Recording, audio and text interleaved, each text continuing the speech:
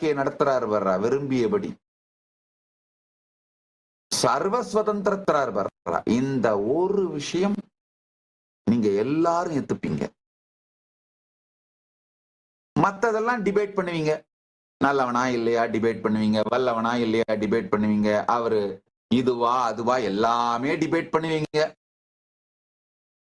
ஆனா எல்லாத்தையும் டிபேட் பண்றவங்க கூட இந்த ஒரு விஷயத்த மனுஷன் பாடுற யாராலும் எதுவும் பண்ண முடியல. நினைச்சபடி வாழறாரு பாடுறா அப்படிங்கிறாங்க.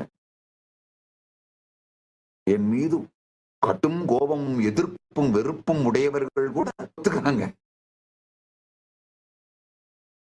யாராவது சீக்ரெட் ஆஃப் மை எனர்ஜின்னு நினைச்சீங்கன்னா சீக்ரெட் எனர்ஜியை சொல்லிடுறேன் கேட்டுக்கோங்க.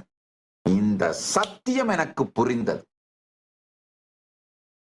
நாடகத்தின் ஹீரோவாவும் வில்லனாவும் ஆடியன்ஸாவும் நாடகத்தை ரசிக்கின்ற ரசிகர்களாகவும் விமர்சகர்களாகவும் எல்லாமாகவும் நான் தான் இருந்து நடத்தி கொண்டிருக்கிற இந்த மொத்த ஷோவையும் இந்த மொத்த பர்ஃபார்மன்ஸையும்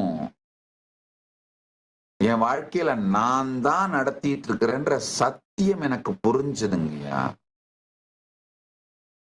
இத புரிஞ்சுக்கிறது ரொம்ப கஷ்டம்லாம் இல்லைங்கய்யா. ஐயே அதிசம். இது புரிஞ்சிட்டதுனாலதான் எதுவும் செய்யாதபடி, யாராலும் எதுவும் செய்ய முடியாதபடி, நான் வாழ வேண்டிய வாழ்க்கைன்னு நான் என்ன முடிவெடுத்தனோ எடுக்கிறனோ அதை வாழ்ந்துகிட்டே இருக்கேன் பாருங்க.